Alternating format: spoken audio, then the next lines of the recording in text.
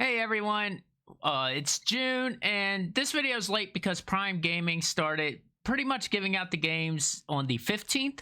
So it took a little longer this time. Not sure why, and I couldn't find any really explanation of that. They're still doing the SNK games every week mixed in, so you can check those out if you're a big fan of them. But the game I checked out was Revita this month. So let's get into it.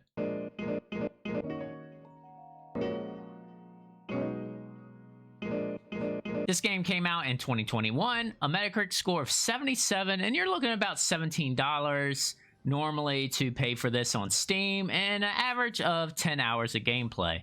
This is a dual-stick roguelike platformer. If you listen to a lot of my other reviews, the roguelike games I like a lot, the ones where you are designed to basically die and replay over, and build up your character until you can advance further. Dual stick controls here, so left stick is to move, right stick's to shoot, and all the other controls are on the shoulder buttons like jump and dash.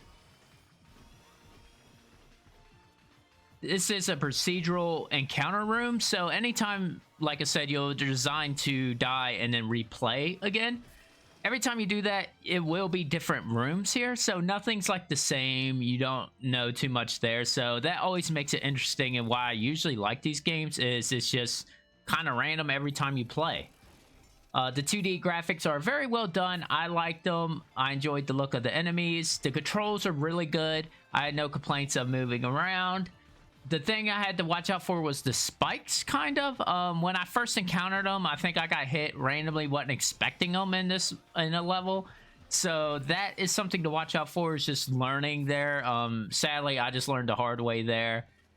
And that's kind of normal for games, but the spikes was just a call out because normally you can see them better. Overall, there's 10 worlds here. In each world, you climb up around 13 floors, and there's special rooms in there to either get a chest, unlock a new move, anything like that, or any multipliers. And then there's a boss fight in every world, as mentioned.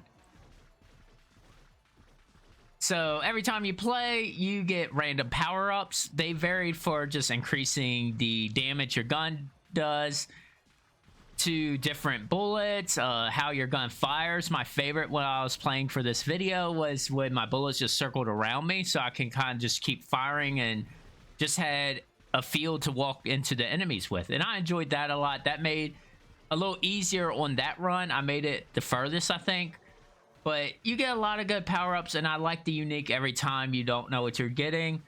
But you do get some basic things to wear from the tree at the station. If you ever play these games, there's always a hub. And the further you get there, you unlock more and more people to buy things, increase stuff. So your character just keeps getting stronger, but you get power-ups every run. So every time it'll be different things you can select. And it was cool because to do certain items, you had to pay with your health. So it was very important to always regenerate health and kind of watch that.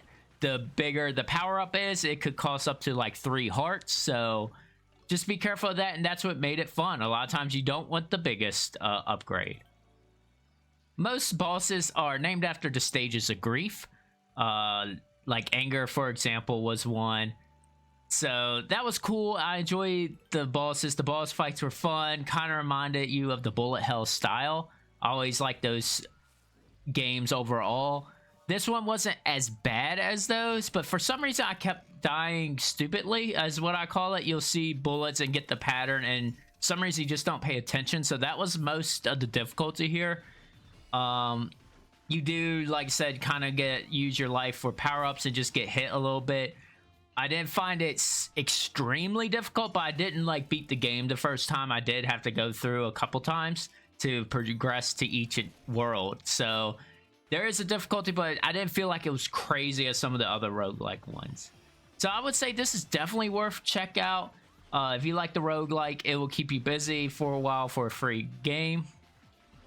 The plus here is I liked how they did the spending of the upgrades. It had to use your health, so you had to really think about it. It wasn't about collecting coins, stuff like that. And I enjoyed the graphics and look. Con here is the normal frustration. If you just hate a game that you're designed to die on, you'll get frustrated trying to beat this. So anyways, definitely check this out. This is probably the only game I'll get to this month. I'll see you next month.